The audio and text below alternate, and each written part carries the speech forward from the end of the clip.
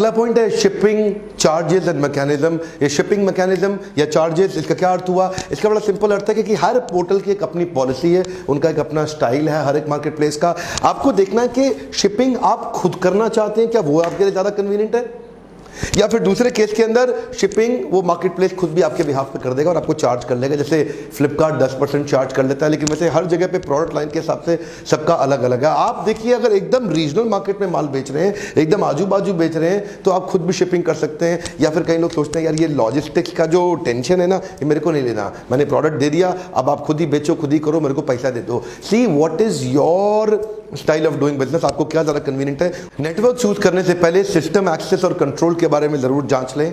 आपका जो market place है, क्या वो आपको एक्सेस कंट्रोल दे रहा है कि नहीं दे रहा, क्योंकि कई मार्केट प्लेसेस हैं वो आपको ठीक से एक्सेस कंट्रोल नहीं देंगे, आपको अपने ज्यादा प्रोडक्ट शोकेस भी नहीं करने देंगे। आपको मान लो आपके पास 100 आइटम है, अब वो आपको बोलेगा कि आप 10 ही दिखा सकते हो, बाकी 90 नहीं दिखा सकते, लेकिन आप बाकी 90 भी दिखाना चाहते हो, दिक्कत आती है। तो पता करिए कि इस केस के अंदर कौन सी मार्केट प्लेस आपके लिए सूटेबल है।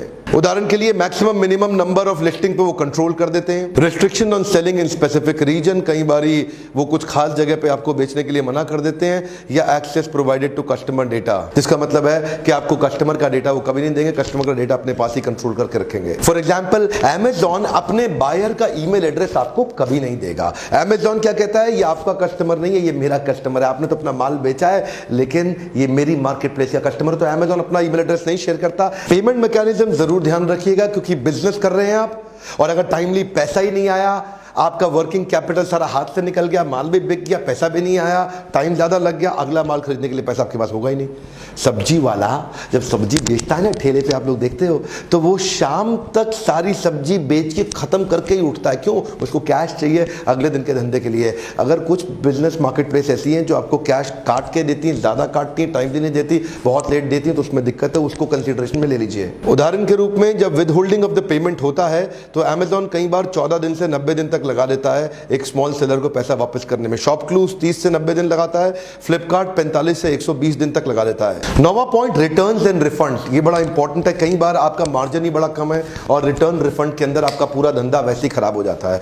क्या होता है, कई बार फेक ऑर्डर्स आ जाते हैं, किसी ने मजे लेने के लिए ऑर्डर कर दिया, उसको खरीदना ही नहीं था, या वो था ही नहीं, या वो आपको कॉम्पिटिशन था, वो आपको तंग करना चाहता था। दूसरे केस के अंदर कई बार डिफेक्टेड प्रोडक्ट चला जाता है, वहां पे रिटर्न रिफंड की क्या पॉलिसी है। तीसरे केस के अंदर कई गुड्स रिटर्न हो जाते हैं, या फिर कभी कभार चेंज करना पड़ता है, या वो नई चॉइस मांग लेता है। तो ये जितनी बारी वापस आएगा, रिवर्स लॉजिस्टिक्स होगा, कॉस्ट तो बढ़ेगी। तो आपसे मार्केट प्लेस कितना चार्ज करता है, खुद कितना बेयर करता है, पूरी तकलीफ आप पे डालता है या खुद भी वो कुछ बेयर करता है, तो इसको भी डिस्कस करना उनके साथ जरूरी है। देखिए, रिवर्स चार्जेस और bearing of the cell return में फ्लिपकार्ट को तो हम लोग जानते हैं, कई बार ऐसा हुआ मेरे पहचान में भी, 2000 रुपए का माल, अगर वो माल वापस आया तो फ्लिपकार्ट 500 रुपए तो काट ही लेगा, और अगर किसी ने यूज करके वापस भेज दिया तो कई बार 1000 रुपए तक भी काट लेता है, विच इज अप टू 50%। इतनी बड़ी bearing of the sales refund charges जो है, क्या वो आपको अकेला करना पड़ता है, क्या वो सामने वाला मार्केट प्लेस उसमें आपके साथ में कुछ कोलैबोरेट करके कुछ सपोर्ट भी क्रिएट करता है, महत्वपूर्ण है। 10वां पॉइंट है डिस्प्यूट रेजोल्यूशन प्रोसेस। इस प्रोसेस की तैयारी आपको पहले ही करके रखनी चाहिए। कई तरह के डिस्प्यूट अराइज होते हैं, चाहे वो कस्टमर के साथ हो या मार्केट प्लेस के साथ हो। इसके पेपर, इसके फ्रेमवर्क आपके रेडी होने चाहिए।